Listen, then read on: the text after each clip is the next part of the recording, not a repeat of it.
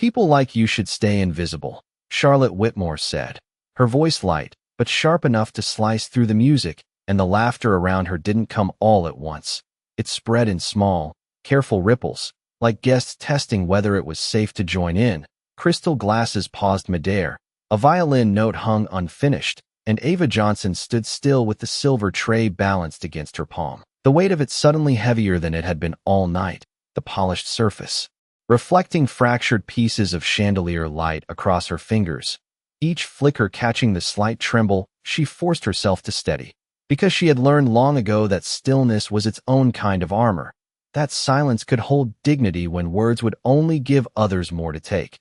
And still Charlotte's eyes lingered on her, as if expecting something, a reaction, a mistake, anything that would confirm the difference she believed existed between them, between silk and service, between the woman in white lace standing beneath imported floral arches and the woman in a pressed black uniform whose name no one had bothered to remember. But Ava did not look down. She did not rush away.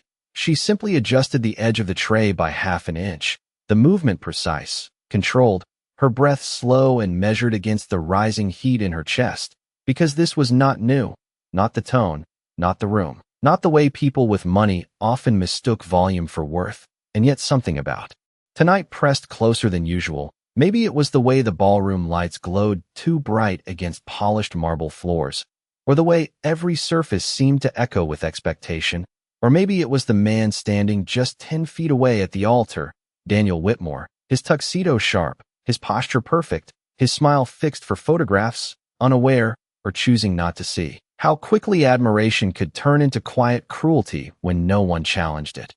And Ava's eyes moved once, just once, toward him, not long enough to be noticed, just enough to register the distance, the space between worlds measured not in feet but in assumptions, in histories people never asked about, in moments like this that passed as small but settled deep. And somewhere behind her a guest cleared his throat. Another shifted their stance, the room trying to recover its rhythm without fully acknowledging what had just happened, as if the insult itself were part of the evening's entertainment, something disposable, something already fading. But it didn't fade for Ava. It settled, not as anger, not as shame, but as something quieter, something steadier, the same quiet that had carried her through double shifts, through classrooms where she was the only one who stayed after to finish what others abandoned, through nights when exhaustion pressed down harder than any voice ever could. And she placed one glass down onto a passing table with exact care, the soft click barely audible beneath the returning music, her fingers brushing the rim just long enough to feel its cool surface, grounding herself in something real, something untouched by judgment.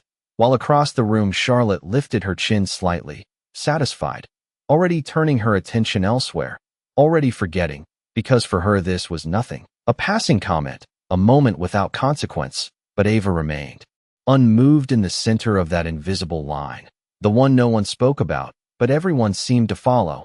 And the chandelier light shifted again, catching in her eyes this time, not dimming them, not lowering them, just reflecting something steady, something unspoken, something that did not ask for permission to exist in a room that had never planned to see her at all.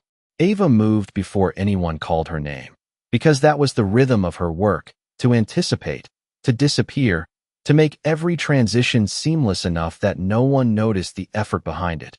And within seconds, she was already past the edge of the ballroom, stepping through a narrow service corridor where the light shifted from warm gold to a flat, quiet white, the kind that revealed everything without softening anything. And the noise of the reception dulled into a distant hum behind closed double doors, like a celebration happening in another world entirely. And she exhaled slowly, not dramatic, not heavy, just enough to release the tension that had settled in her shoulders, her grip loosening slightly around the edge of the tray as she set it down onto a stainless steel counter that reflected her outline in a blurred, incomplete way. And for a moment she stood there without moving, her reflection looking back at her as if waiting for something, a reaction, a crack, anything that might match what had just happened out there. But her face stayed composed, her expression steady, because she had trained it that way over years, in classrooms where she was overlooked until she spoke, and then remembered for all the wrong reasons.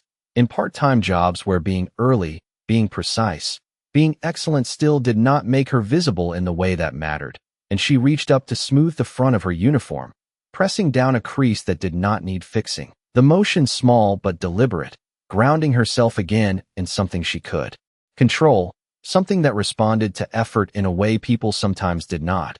And behind her the kitchen door swung open with a soft push, a rush of heat, and the sharp scent of roasted herbs spilling into the corridor as another staff member passed by, barely glancing at her, not out of disregard, but because everyone here understood the unspoken rule. You keep moving. You do your part. You do not carry the weight of the room with you. But Ava did not follow right away. Instead, her gaze drifted briefly toward the narrow window at the end of the hallway, where the evening sky stretched out in deep blue, just past sunset, the last line of light fading behind the distant trees, and she remembered, not as a flash, but as a quiet layering of moments. The long nights spent studying under a flickering desk lamp, the sound of her mother's voice reminding her that dignity was not something given by others. It was something you held on to even when no one else recognized it. And the memory did not make her sad. It steadied her. It aligned something inside her that no comment, no room, no person could shift without her permission, and she reached for another tray, lifting it with both hands, the familiar weight settling into her palms like something known, something earned, and as she turned back toward the ballroom doors, the music swelled again through the walls, louder now, brighter, as if the evening had already moved on, as if nothing had happened at all. But Ava paused for just a fraction of a second before pushing the door open, her breath even, her posture straight, her eyes calm, carrying with her not the echo of what was said, but the quiet certainty of who she was, whether anyone in that room chose to see it or not. When Ava pushed the ballroom doors open again, the sound returned first, a layered swell of laughter, clinking glass, and a string quartet adjusting its tempo, as if nothing in the last few minutes had ever shifted the air, and the light followed next, warm and golden, wrapping the room in a glow that softened edges but did not erase what lingered beneath, and she stepped back into it with measured calm, her pace steady, her shoulders relaxed. The tray balanced once more in her hands as if it had always been there, as if she had never left, and across the polished floor guests moved in practiced elegance, tailored suits and flowing gowns drifting between tall centerpieces of white roses and crystal, each detail curated, each moment designed to reflect perfection, and at the center of it all Charlotte Whitmore stood elevated slightly near the front, her white dress catching every flicker of light, her smile returning easily now as she leaned toward a group of guests, her voice softer, warmer, as though the earlier moment had dissolved into something insignificant, something unworthy of memory. And yet Ava noticed the small details that others did not. The way Charlotte's fingers adjusted her bracelet twice in the span of a few seconds. The way her eyes moved quickly when she thought no one was watching, scanning the room not for connection but for control. And it was in those subtle movements that Ava recognized something familiar, not kindness, not humility, but the quiet tension of someone who believed everything had to remain exactly as it appeared. And Ava moved along the perimeter of the room, offering drinks with a nod, her presence acknowledged only in brief glances, polite but distant, and that was fine. That had always been fine, because she understood the rhythm of spaces like this, the invisible lines, the expectations, the roles people stepped into without question. And as she passed near the front again, her eyes lifted just enough to catch a glimpse of Daniel Whitmore. And this time something was different, not in his posture, not in the way he stood beside his groomsmen, but in his gaze, which was no longer fixed outward toward the crowd, but shifted slightly, searching, unsettled in a way that did not match the polished calm of everything around him. And for a brief second their eyes aligned, not fully, not in a way that would draw attention, but enough for Ava to register that he had seen something, perhaps not understood it yet, but seen it, and she lowered her gaze again, continuing forward without pause, because whatever he had noticed, whatever questions might have begun forming behind that composed expression, were not hers to answer, not here, not now. And the music swelled again as someone called for attention near the stage, a soft announcement signaling the next part of the evening, guests turning instinctively, conversations pausing, all focus shifting forward as the ceremony prepared to continue, and Ava stepped back toward the edge of the room, positioning herself where she could observe without being seen, her hands steady, her breathing even, her presence once again blending into the rhythm of service. And yet beneath that stillness something remained quietly anchored, not the echo of Charlotte's words, but the awareness that moments like that did not vanish. As easily as people pretended, they settled, they waited, and sometimes, without warning, they returned in ways no one expected. And as the lights dimmed slightly to draw attention to the altar, Ava stood in that softened glow, calm, composed, and entirely herself, whether the room was ready to recognize it or not. The announcement drew every eye forward, a soft but commanding voice inviting the guests to witness the exchange of vows, and the room responded instantly, conversations dissolving into silence as chairs shifted and bodies angled toward the altar, where Charlotte stepped into position with practiced grace, her gown trailing behind her in perfect symmetry, her chin lifted just enough to hold the attention she had always expected from rooms like this. And beside her Daniel stood still, his posture correct, his hands loosely clasped in front of him.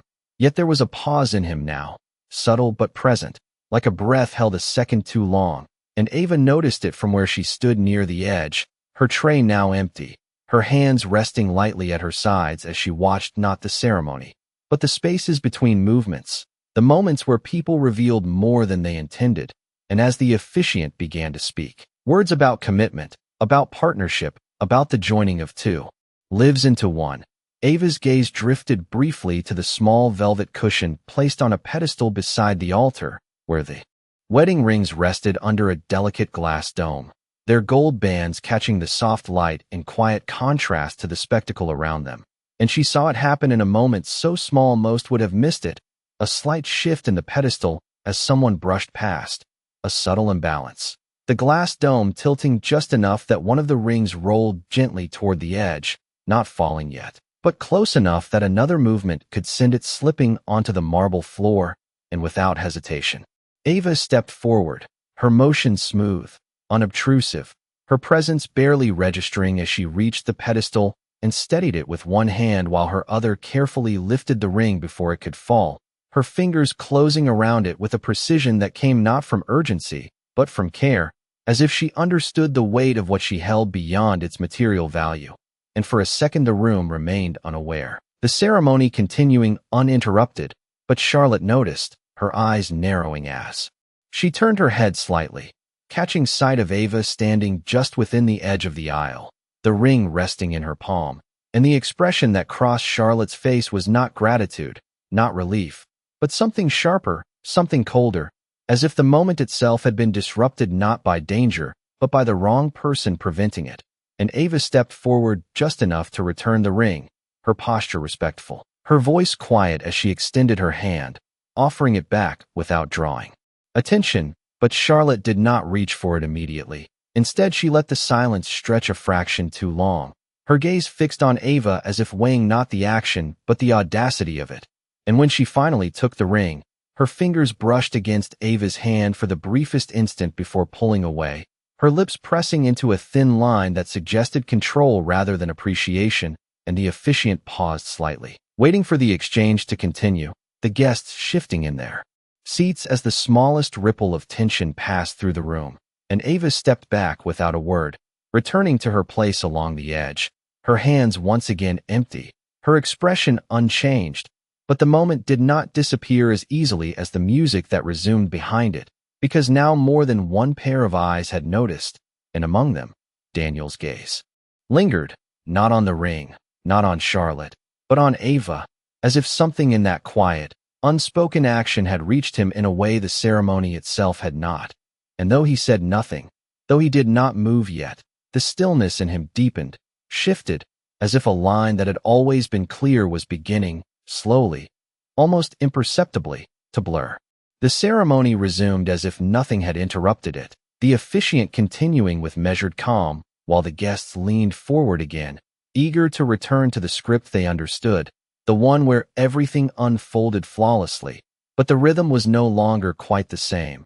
Something subtle had shifted beneath the surface, something not loud enough to break the moment, but strong enough to change how it settled, and Charlotte seemed to feel it. Her smile returning, but tighter now, more controlled, as she adjusted her grip on the ring, holding it just a little higher than necessary, as if to reclaim the center of attention that had briefly slipped. And when it came time for her to speak, her voice carried clearly across the room, polished and confident, yet edged with something sharper than before, something that reached beyond the vows themselves. And as she spoke about partnership and loyalty, her eyes flicked once, briefly, toward Ava standing at the edge, and the glance was quick enough to deny but deliberate enough to register. And a faint murmur moved through a few guests nearby, not words, just a shift in awareness, as if the room had begun to notice a tension it could not fully name. And Ava remained still, her posture unchanged, her expression calm, her gaze lowered just enough to avoid drawing attention, yet not lowered in submission, simply in choice. Because she understood that not every moment required response, that sometimes holding your ground meant refusing to step into the role others expected. And the light from the chandeliers traced along the marble floor toward her shoes, stopping just short, as if marking an invisible boundary between where she stood and where the ceremony unfolded. And for a moment it felt as though the entire room balanced on that line, between what was being said and what was quietly understood. And when it was Daniel's turn, there was a pause, longer than the others, a fraction of time that stretched just enough for the guests to notice, for Charlotte's smile to falter at the edges, for the officiant to glance up with a subtle question in his eyes. And Daniel inhaled slowly, his fingers tightening slightly around the ring he now held, his gaze not immediately lifting to Charlotte as expected, but drifting, almost involuntarily, toward the side of the room where Ava stood. And the shift was small but undeniable, a break in the pattern that everyone had assumed would remain unchallenged. And Charlotte's posture stiffened almost imperceptibly, her shoulders drawing back, her chin lifting as if to pull the moment back into alignment. And the silence that followed was no longer part of the ceremony. It was something else, something unplanned, something that carried weight without a single word being spoken. And Ava felt it without looking up, the way the air changed when attention moved, the way stillness could grow heavier when it was no longer chosen but imposed. And yet she did not move, did not step away, did not shrink into the background that had been assigned to her. She simply remained, grounded, steady, present in a way that could not be undone by a glance or a tone or a room full of expectations. And as the seconds passed, Daniel's expression shifted, not dramatic, not obvious, but enough to suggest that whatever he was about to say, whatever direction this moment was about to take, would not follow the script that had been written before the night began. The silence did not break all at once, it settled first, spreading through the room like a held breath that no one wanted to release too early. And Daniel stood there with the ring between his fingers, the polished gold catching the light, but no longer the center of attention, because now it was his stillness that drew every eye, the absence of words louder than anything the ceremony had prepared for. And the officiant shifted slightly, waiting, his practiced smile thinning at the edges as the pause stretched beyond what was expected, while Charlotte's expression remained composed, but only just, her lips pressed into a careful line, her eyes fixed on Daniel with a quiet urgency that asked without speaking for him to continue, to restore the moment, to bring everything back into alignment. And yet he did not move, his gaze still angled away, not fully turned, not openly defiant, but undeniably drawn toward the edge of the room where Ava stood. And in that space between them something unspoken formed, not recognition yet, not understanding, but a memory stirring just beneath the surface, something incomplete, something waiting to be named. And Ava felt it without looking up, the subtle shift in attention, the way the room seemed to lean in a direction it had not intended. And her fingers curled slightly at her sides, not from fear, not from discomfort, but from awareness, because she had learned to read moments like this long before anyone else noticed them. The way silence could change temperature, the way presence could carry weight without a single word. And the light above flickered softly as a cloud passed beyond the tall windows, dimming the chandelier glow for just a second before it returned. And in that brief change the room felt different, less polished, more real, as if something beneath the surface had been revealed and could not be fully hidden again. and a guest in the front row shifted in their seat, the faint creak of wood echoing louder than it should have. Another guest cleared their throat quietly, uncertain whether to look at the couple or away, and Charlotte's hand tightened slightly around her bouquet, the delicate stems pressing against her palm, her posture still perfect but no longer effortless. And Daniel inhaled again, slower this time, as if steadying himself against something internal rather than external, his fingers brushing the edge of the ring once, a small motion that carried more hesitation than the entire ceremony before it. And Ava remained where she was, her shoulders relaxed, her gaze lowered just enough to remain unseen by most, yet not withdrawn, not diminished, simply present in a way that did not demand attention but did not avoid it either. And the distance between them, measured in steps across polished marble, felt suddenly heavier than before, not because it had changed, but because it had been noticed. And in that quiet, suspended moment, before any word was spoken, before any action broke the stillness, it became clear that whatever came next would not simply continue the ceremony. It would redefine it, not through volume or spectacle, but through the quiet weight of a choice that had already begun to form. Daniel moved before anyone realized he had decided to. Motion quiet but unmistakable as his polished shoes stepped away from the altar, the subtle shift echoing louder than any spoken word in the stillness of the room. And for a fraction of a second no one reacted, as if the moment itself needed time to catch up to what had just begun. And Charlotte's fingers tightened around her bouquet, her breath catching just enough to break the flawless rhythm she had maintained all evening, her eyes following him with a confusion that sharpened quickly into disbelief, because this was not part of the ceremony, not part of anything she had planned. And yet Daniel did not look back at her, not immediately, his gaze fixed ahead, drawn with a quiet certainty that seemed to grow with each step, not rushed, not dramatic, just steady, deliberate, as he crossed the marble floor that moments ago had felt like an invisible boundary. And the guests turned in unison, heads shifting, shoulders angling, a ripple of movement spreading through the room as attention followed him away from the altar, away from the script, towards something no one had expected to witness. And Ava saw him coming before she fully understood what it meant, her breath pausing for just a second, not out of fear but out of recognition, because there was something in his expression now that she had seen before, not here, not in this room, but somewhere deeper, somewhere quieter, a memory that had never fully left her. And she remained where she was, her posture unchanged, her hands still at her sides, as if stepping forward or stepping back would both disrupt something fragile that had not yet been spoken into existence. And Daniel stopped a few feet in front of her, close enough that the distance between them no longer belonged to the room, but to the moment itself. And for a second he said nothing, his eyes searching her face with a focus that stripped away the noise behind him, the music, the guests, the expectations, until there was only the quiet space between two people standing where they were never meant to meet. And then his voice came, low, steady, carrying without force. It was raining that night, he said, not as a question, not as a statement for the room, but as something meant only for her. And Ava's gaze lifted slowly, meeting his fully, for the first time, and the memory surfaced without effort, not dramatic, not overwhelming, just clear, headlights blurred by water, the sharp smell of wet pavement, the sound of a car door creaking open when it should not have, and a man sitting inside, disoriented, alone. And she had not asked who he was, had not waited for permission. She had simply stayed, spoken, kept him awake until help arrived. And now that same man stood in front of her, dressed in a suit that belonged to a different world, a different life, yet looking at her as if the distance between those moments had never existed. And behind him the room held its breath again, the silence no longer uncertain but charged, because something had been revealed without announcement, without explanation.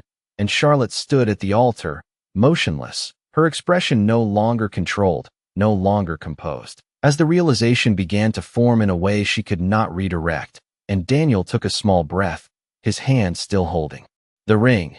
And this time when he spoke, his voice carried just enough for others to hear, not loud, but clear. You stayed when no one else did. And the words settled into the room with a weight that shifted everything, not through force, not through spectacle, but through truth, simple and undeniable, and Ava did not step forward, did not step back. She simply stood there, her eyes steady, her presence unchanged, as the balance of the room, so carefully constructed, began to tilt in a way no one could ignore. The words did not echo, they settled, heavy and undeniable, spreading through the room in a silence that no one rushed to break. Because now the story had shifted, no longer about a ceremony, no longer about appearances, but about something real that had quietly existed long before this night. And Daniel stood there, the ring still in his hand, his posture no longer defined by expectation but by clarity. His gaze steady on Ava as if the rest of the room had faded into something distant, and Ava felt it fully now, the recognition complete, not dramatic, not overwhelming, just certain, like a truth that had always been there waiting to be acknowledged. And she gave the smallest nod, not as acceptance, not as invitation, but as confirmation, that yes, she remembered, and that yes, what he said was true. And behind them the room began to shift, not physically, but in awareness, guests glancing at one another, the quiet murmur building at the edges as pieces connected, as assumptions began to loosen, and Charlotte remained at the altar, still holding her bouquet. But the composure she had carried all evening no longer fit the moment, her shoulders tense, her expression caught between disbelief and something deeper she could not immediately name, because the narrative she had controlled had slipped beyond her reach. And now it was unfolding in a direction she could not redirect, and Daniel turned slightly then, just enough to include the room in what he was about to say, his voice still calm, still measured, but carrying a weight that reached every corner.